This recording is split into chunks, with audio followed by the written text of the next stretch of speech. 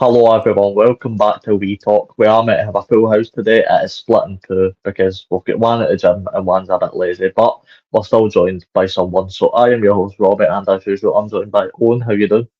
Yeah, not bad. How we going?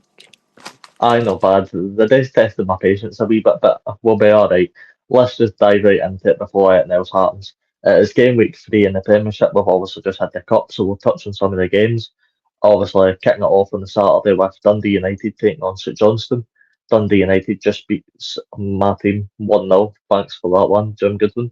And St Johnstone lost 2-0 to Rangers. Now, just touching on St Johnstone quickly, obviously we didn't get to watch much of the game due to certain reasons that we'll not discuss. But if what I heard, St Johnstone were actually quite comfortable the first 20 minutes, and obviously Rangers, with all the issues going on there, there's a lot of them. Um, I mean, just how do you sum up that performance for Rangers, and how do you see this game going at the weekend? Well, I thought like as you could when you go to see a bit of the game and on Saturday, it wasn't over the greatest. I will say it wasn't over the greatest in that. St Johnstone, I thought could have scored when Button made a fantastic save from whoever that player was. Um, but I don't know after them just coming off the back here beating obviously your team 1-0. Dundee United. I think Dundee United will win this game, and I think they'll win it very quite comfortable with a 2-0. All right, fair enough.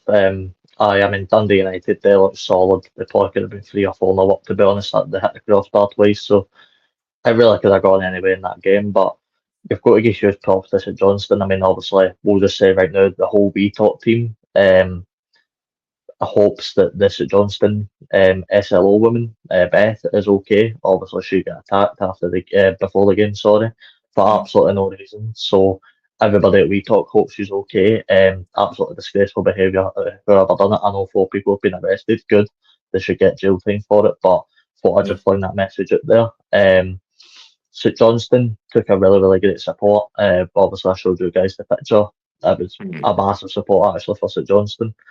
Obviously, they looked up for it. I mean, I thought they were quite comfortable the first 20 minutes. Rangers gave them a lot of the ball to do whatever they wanted with, which never usually happens with the Old Firm. And I suppose for the game at the weekend, we're going to talk about a certain other Old Firm team that don't give you much time on the ball. But I thought St Johnson had a real chance in this game, and obviously we know the draw for the next round. Rangers will be playing Dundee, and we know how good Dundee have been right now. So if Rangers continue to get that sort of space, I mean, you can see teams really gaining them challenges, and potentially if Rangers drop more points, which I know you'd be happy with that, but Mm. I'm gonna go. I don't know. I think it'll be a draw this one, so I'm gonna actually go Dundee United nil, St Johnstone nil. I think this will be very, very boring. And I just don't see either thing being able to score. But the next game on Saturday, Hibs take on Dundee. Obviously, Hibs lost to Celtic twice in the space of a week. Dundee, Dundee were an absolutely brilliant result against a really, really good Airdrie team that are set up really, really well. So fair play to them. I mean, how do you see this one going? Obviously, you've got to watch Hibs the last 2 weeks. I mean, uh, is there any hope for David Gray in his job? Um, I will say this is a. I think this is. Mm, I would say it's a must game win, Fabs. I think it's a must game win to kick on at some point. So I think this game. I mean, I kind of hope they start kicking on because it's getting a bit bullying a wee bit. But nah, but unfortunately, I can't see them win this game. That's unfortunate for them. Um, Dundee are looking so far right good. The fact that I did predict them to go down before. Uh, but I will go a wee 2-1 to Dundee. We are Hibs number one bulliers on this podcast. I've started to realise we do not back them to win any games of football, and nor should we because they are actually quite terrible. But you know what? At Easter Road, I fancy Hibs for this game. You know what? they need to get after a start at some point, and I just think at home, Easter Road, the attendance probably will only be that good because they're getting beat, so no fans actually want to go. Um, they have put Hibs on to win, but they have answered them. I don't know. It is a weird one with Hibs. I really don't know if they want it enough, but I'll back them. I'm going to go Hibs 2, Dundee 1. I think Hibs will sneak the win in this one. All credit to Dundee though. I mean, putting 6 past Airdrie, that is a magnificent scoreline for them. Airdrie, as I said, they're a pretty solid team in the lower league, so to even put 6 by them was brilliant. And the weekend was full of shockers for Premiership teams. I mean, we're going to speak about some of them later, but that was a chance for Airdrie to go and cause an upset, which they didn't manage to do. So full credit to Dundee. Moving on to the last game on Saturday, though, I wish we had Lewis here because this would be his talking point. Rangers take on Ross County now. Ross County are one of the shocker teams. The Spartans obviously beat them 1-0.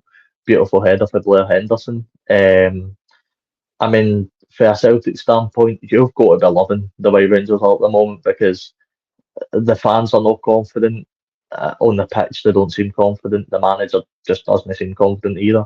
I mean, from a Celtic point of view, I mean, how do you see this game going? But how is it looking for like the other side of the old firm at what's going on now? I would say right now, right. Rangers right now, I'm saying that they cannot hack it at Hampden. They are awful at Hampden, right? They I don't know. They just can't hack it now. Um, Going slightly back to that St Johnstone game, when they won that game and their fans and the Rangers players were all doing, jumping up and down as they've just won the Champions League. That was absolutely embarrassing to watch, honestly. Um, when I seen that, that was really diabolical. Took them 61 minutes to get a first goal. Jesus. Um, but honestly, I don't think Ross County have got a chance in this one because big shocker, obviously the Spartans won that game 1-0. Rangers obviously they're just not look good. But I think this might be the game that they rubber stamp their dominance, and I'm going to go 4-0 Rangers. Jesus Christ, you've really not gave Ross County a go in this game.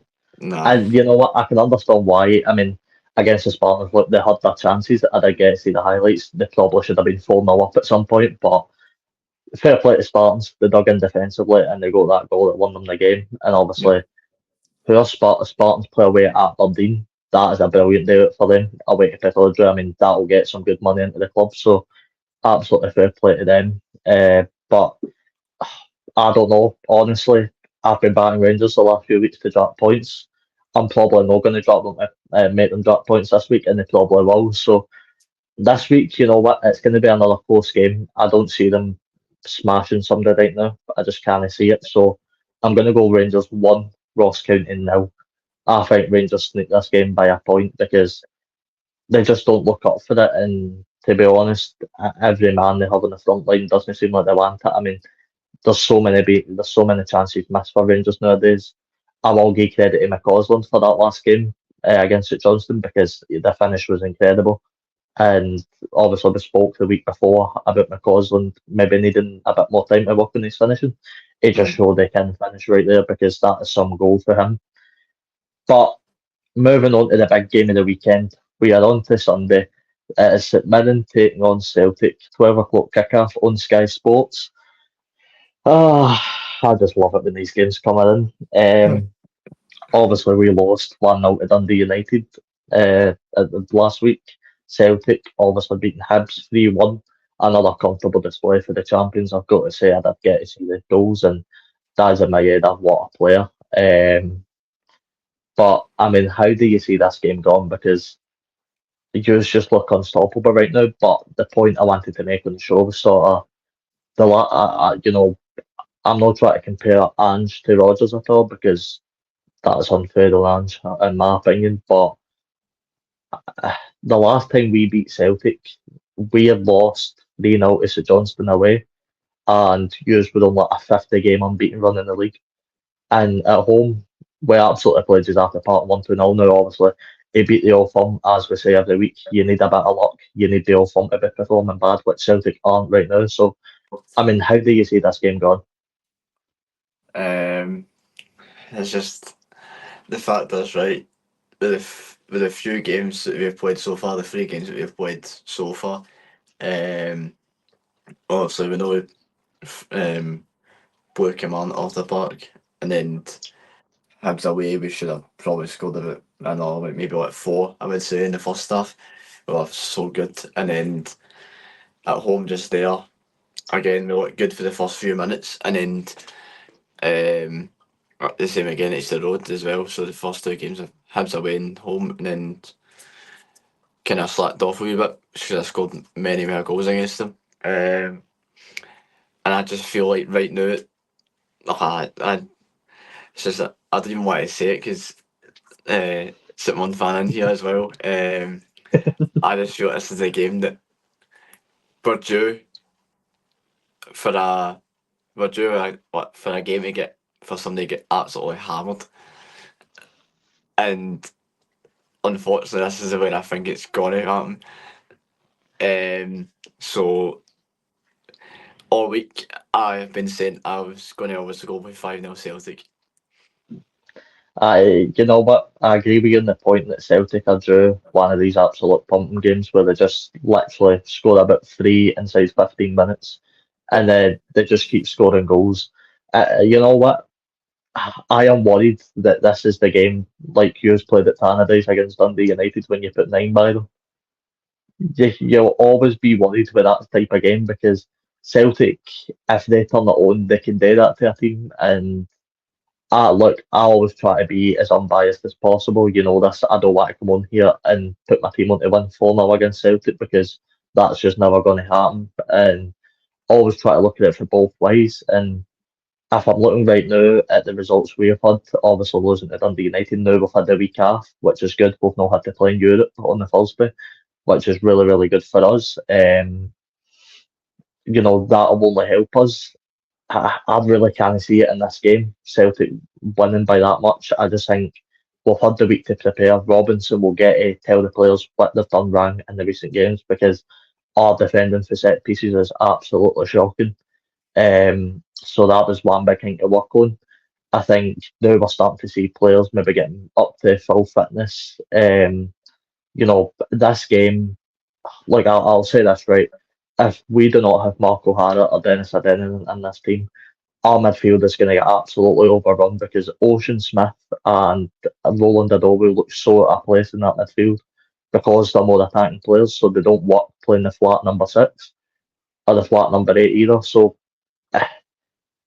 it's hard to put my team on to win this game, but I'm not going to put my team on to win this game because I just can't see us being able to outscore yours. But what I'm going to do is I'm going to put a draw on. So I'm going to go St 1, Celtic 1, and I think we pick up a point in this game. But just before we move on, obviously some absolute crazy rumours coming out today that Man City are interested in Kyogo.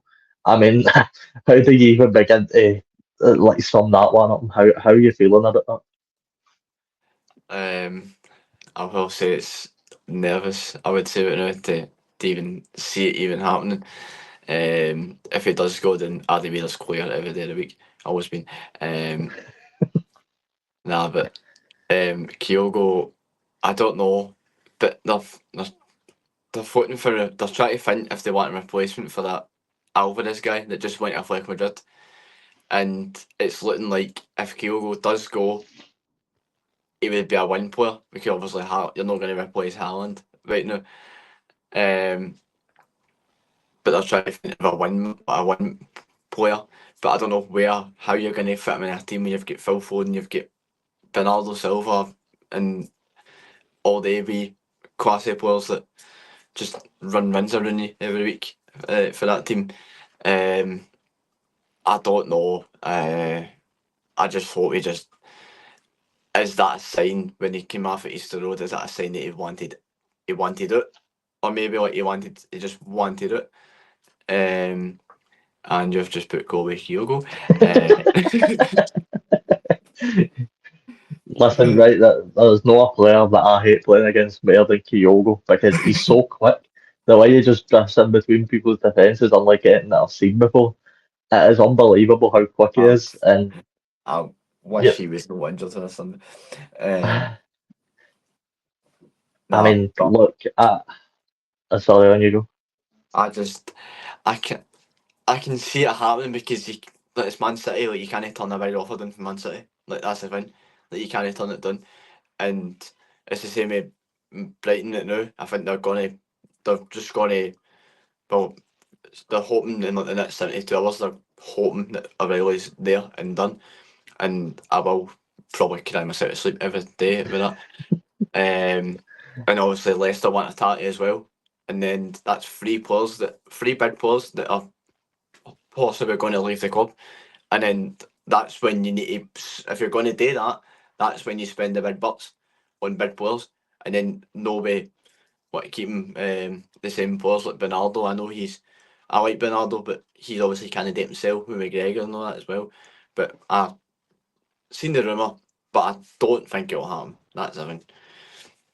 All right, fair enough. I mean, I was going to go and touch on sort of O'Reilly and Hatate and stuff. I mean, that, as you said, that's three big players there. Yeah. Celtic, we speak about needing to replace the players. Celtic need to strengthen that squad massively before they even think about touching European football because the record in the Champions League for Celtic has been absolutely shocking for their standards. And if you lose their three players, I don't think you're capable of signing three that are going to be as good or even better than what you've got to now. And Yeah. that's a big worry for you in the Champions League because you need to have the quality there, and you're losing a player like Kyogo, a player like Hatate, and a player especially like Matt O'Reilly that has been so influential for Celtic. It is worrying that teams will just batter you in the Champions League. I mean, you speak about spending the big bucks, but when have Celtic ever spent the big bucks, like the proper amount of money that they should be? It's all right spending 9.5 million on Adam Ida.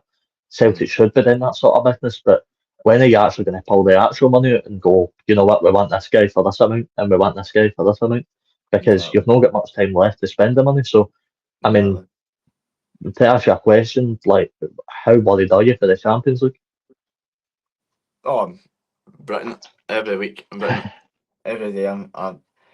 But honestly, like, obviously, I know the draw's going to be after like all the playoffs that are done that right.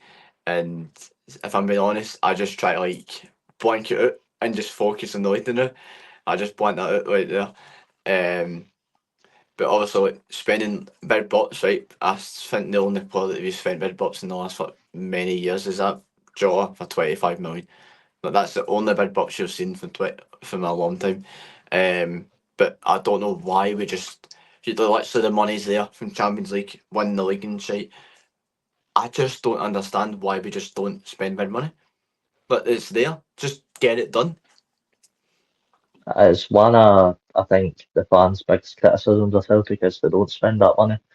All you Aye. need to do is look at the other side of the Glasgow and realise how, I don't want to say poor Rangers are because I think that's the wrong word, how Mm. financially unstable Rangers are because Clement's come out and said numerous times that they don't have the money to spend. It's almost like a one in, one out sort of deal.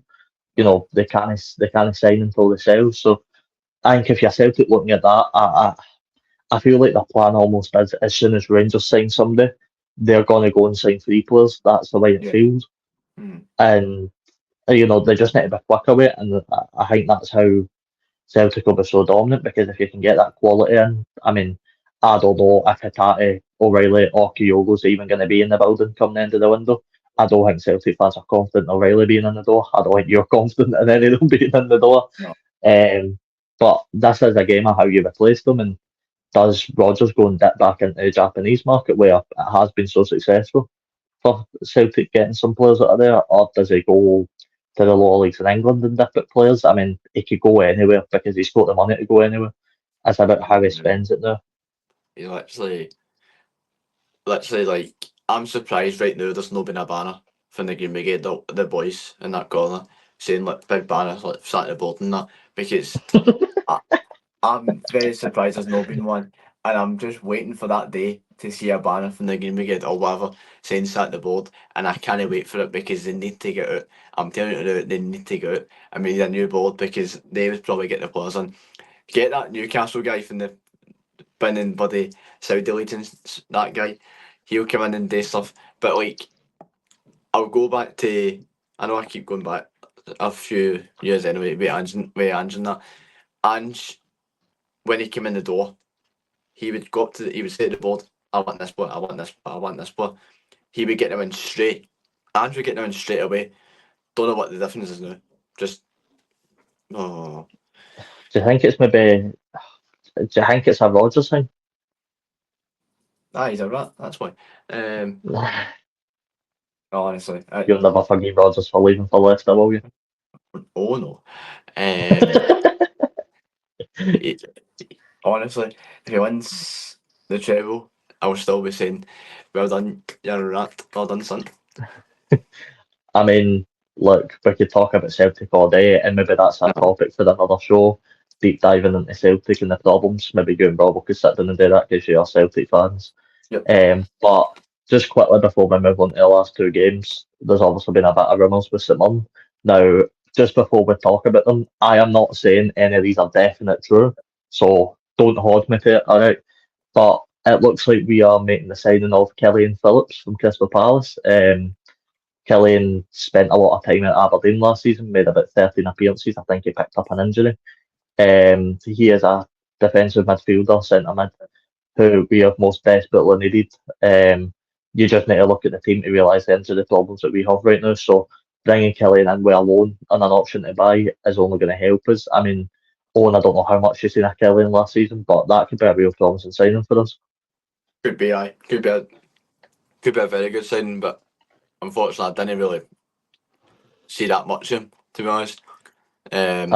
His name popped up right on my Twitter as a rumour, and I was like, I don't know who this is. Went onto football, put his name in Aberdeen. I'm like, what? When did he play with Aberdeen? But no, the other name obviously being flung around, Kevin Van Veen. Maybe Robbo's. It's came out that Robbo's potentially interested in bringing him to the club. Obviously, we know everything that happened last window. I was absolutely shitting it. I mean, I think you just had to be on a call with me to realise how badly I wanted that deal to happen at the time. Yep. Obviously, things have changed a wee bit. We're now at the point where Kevin Van Veen hasn't played properly in 10 months. So by the time we bring him in, get him up to speed, he'll probably be retired by the time we probably get him up to speed. So, I mean, do I want him now? No, I'm not particularly keen on it as much as I was in the last window. Yep. But would it add another frontline option that we are probably missing? Yes. So it's a really weird one. I mean, do you think Van Veen would be a good suit for this? I think it would be. I think it would be like. I think it would be like the same as like, what when he was at Motherwell, because honestly scored like a lot of goals and all that. But I generally think, at one point of view, you should be looking at a striker him because he'd honestly he'd bad them on. I would think, and he's definitely no offence to Mandron and younger, right? But I generally think that he's much better than the two of them.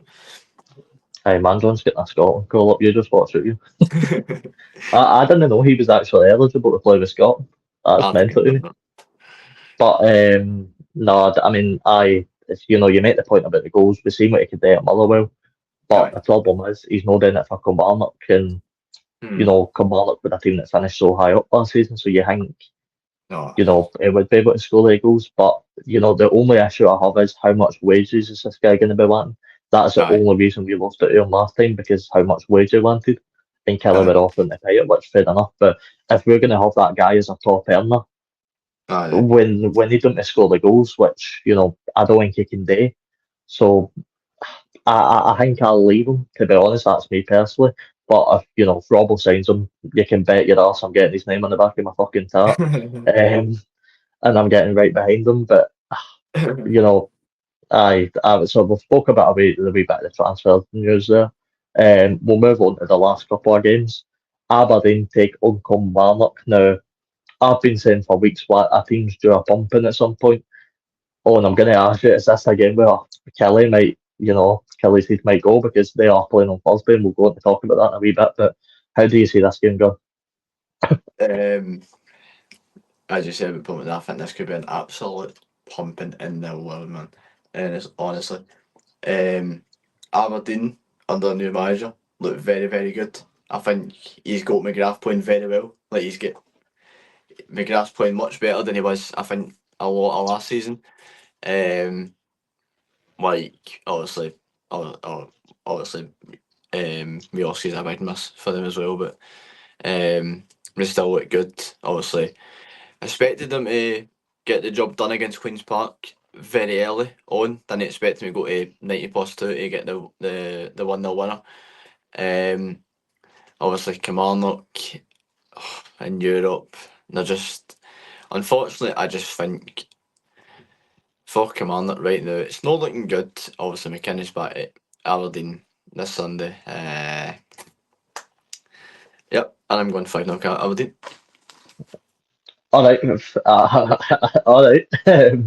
Obviously, Kelly losing away at Fir Park. That was another massive blow for them.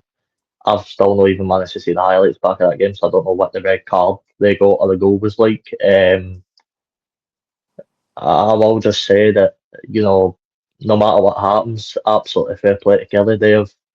When everybody doubted them against Tromsø away, everybody thought, this could be an embarrassing result for Scottish football again. They went out and get the 1-0 win, which absolutely nobody thought. But you're now starting to see that effect to the Thursday Sunday football. You've seen it with us against Dundee United. We look so slow, we look so tired so early on. So it definitely affects a lot of clubs. And, I agree with you. I think Phelan's setting up fantastically. He's using McGrath to his full potential. If you play McGrath as that advanced playmaker, that he is going to create things. And 2 goals, 2 assists, and two league games is absolutely phenomenal for him.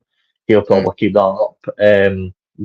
Don't make me sad, but no, I think Aberdeen will be really, really good this season. I think they can challenge for third based on how Hearts are doing. We're obviously going to speak about them soon, but I think this game's set up for the pumping again. So I think Kelly we'll go into touch on it later, but I think Kelly will lose on Thursday, and then I think the wheels will come off. You went 5-0, I'm going to go 6-0 Aberdeen. I think one of the teams are due one of these results, and I hope it's not us this weekend because if I need to do that vlog and you just put like 5 by us, I'm going to greet on camera. So that should be funny. But look, McInnes is a weird manager because you almost always want to put your trust in him because how good he has been at every job he's done. But it's so hard, I think, for Kilmarnock fans right now to find any positives bar Europe because he isn't doing well and he's not picking up the wins that he should be, and that's him out of the cup now, and he's probably out of Europe by next week. So it's hard to find any positives if you're a Kelly fan right now. But kudos to Aberdeen, and we'll touch on the last game now. I mean, Motherwell taking on Hearts. Motherwell, obviously, we just spoke about, just beat Kelly. Falkirk absolutely demolishing Hearts 2-0. I mean, I watched the highlights. Yes, Hearts had their chances in the first. Hearts had chances in the first half, but Falkirk were so comfortable that second half, and they probably deserved a bit more. I mean, one thing I want to ask you about before I ask you for the scoring stuff. Obviously, we know what happened against Dundee was under Clark. Well, Stephen Naismith put Craig Gordon in goal, and he's delivered a howler as well. So, I mean, where do you think Naismith's mind is in terms of the goalkeeper selection for Thursday? Because, yes, you have Craig Gordon, who's well experienced and knows what he's doing, but he just had a howler. And then you look to last week, or 2 weeks ago, sorry, you have Xander Clark, who, again, is well experienced. He's won things, many things, yet he's letting a howler as well. So, if you're Stephen Naismith, I mean, where are you going with this goalkeeper selection? It's a very tough one to think about, to be honest, because obviously both of them made mistakes. I feel like after Xander Clark's mistake, he went on to make a few good stops after the mistake. It was just unfortunate with obviously Gerald Taylor piece and then the penalty in that. But after the mistake in that, I think he was quite good. So I feel like Zandercott's still going to be in there for Sunday, and I think it'll be more comfortable. I think this Sunday anyway. Do you think he picks him on Thursday? Forgot they were playing Thursday. Nice. He'll start on Thursday. He'll start on Thursday. I can't see Craig Gordon being in there. I think it's just too much there.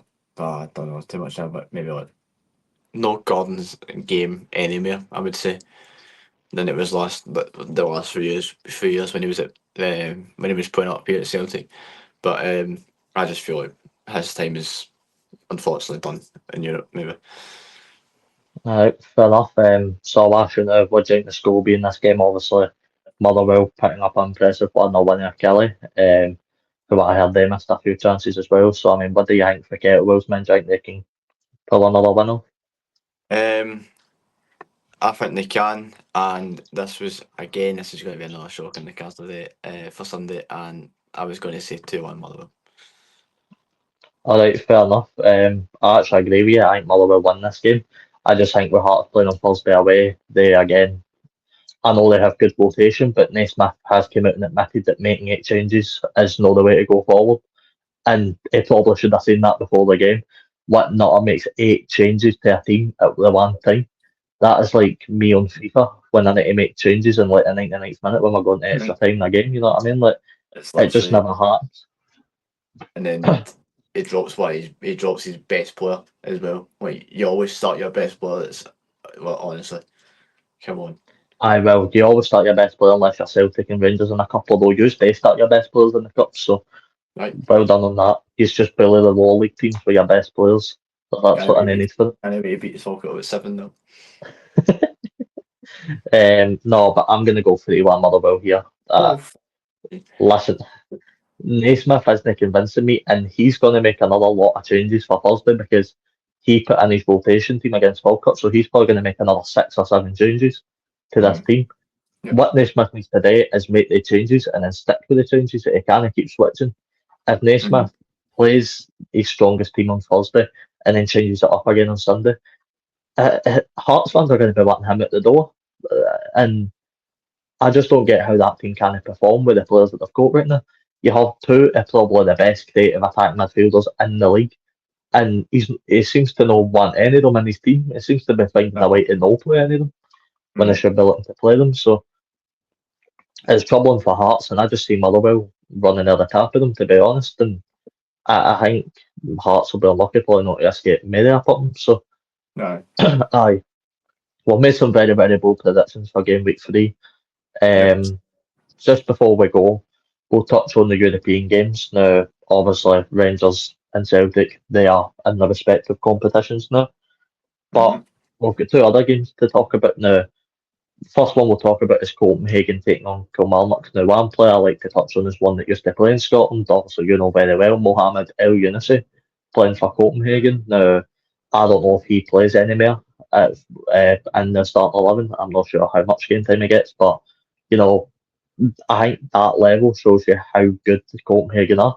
Now, they barely scraped by the last tie. It took them to penalties to even get through. So, you know, Kilmarnock are going away here. I mean, what chance in hell have Kilmarnock got of even advancing through this game? I'd never mind making it past the first leg.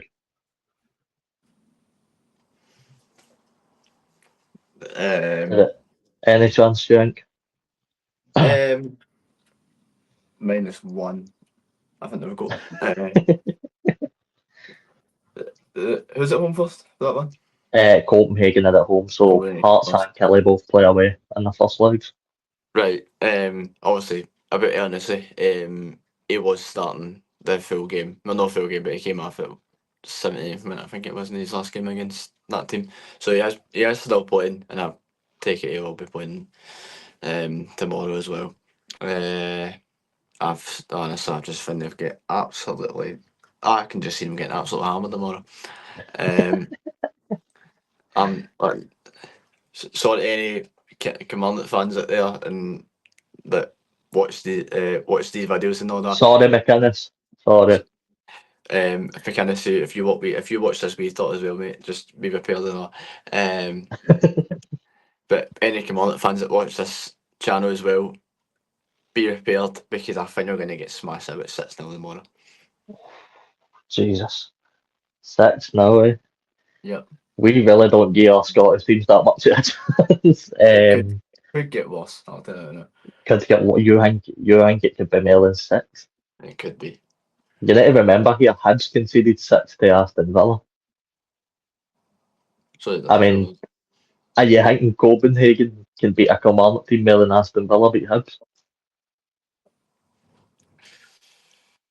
Wait, I mean, look, you need to. I mean, look, I know Kilmarnock are doing bad right now. You also need to factor in how tough that last game was for Copenhagen. They really, really struggled, and they actually got beaten the second leg, and they managed to go through by penalties. So, I mean, look, I agree with you. Look, I think Copenhagen will ultimately win this. Do I think it'll be a 6-0? No, I just don't see it being one of their games. I mean, that game we'll go on to speak about in a minute. I could see it being one of those games, but no Copenhagen. So, I mean, look, I'm going to go Copenhagen to win 3-0 because I just don't fancy Kilmarnock to go through in this, and they should be proud of where they go to because it is brilliant for them. But we'll leave that in that. I know, the concert's going to be fun today, isn't it?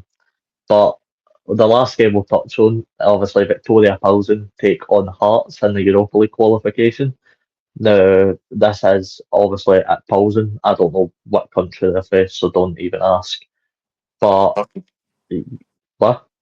Is it Turkey? I swear it's Turkey. Is it? I thought it was Czech Republic. I think, well, it was out of 3 I think it was out of Turkey, Czech Republic, and then there was another one, I swear, Shizer. We'll go a wee bit of mango for the end. Why not? Brighten up a wee bit. Austria. You know, we're always... Aye, it's somewhere like that anyway. Obviously, we always speak about... Aye, we always speak about in football that to be in with a chance of qualifying, you need to survive the away leg. Though this is absolutely a massive chance for Hearts because Victoria Pilsen, absolutely no offence to them. Obviously, I don't know too much about them. They are not particularly a Europe big dog like Kilmarnock that face in Copenhagen. This is a very, very winnable tie for Hearts if they can somehow keep themselves in the game. And Naismith doesn't absolutely lose his rag and make another 11 changes to the lineup. Don't do that, Stephen, for the sake of Scottish football. I mean, how do you see this game going? Obviously, Hearts are guaranteed Conference League no matter what, but this is a real chance. I mean, can you see Hearts being able to stay in the game and potentially qualify for the Europa League? I generally see it, because like was it last season that they went to Rosenborg and they only get beat like 2-1, was it, or something away like? Aye. And then they went to time castle.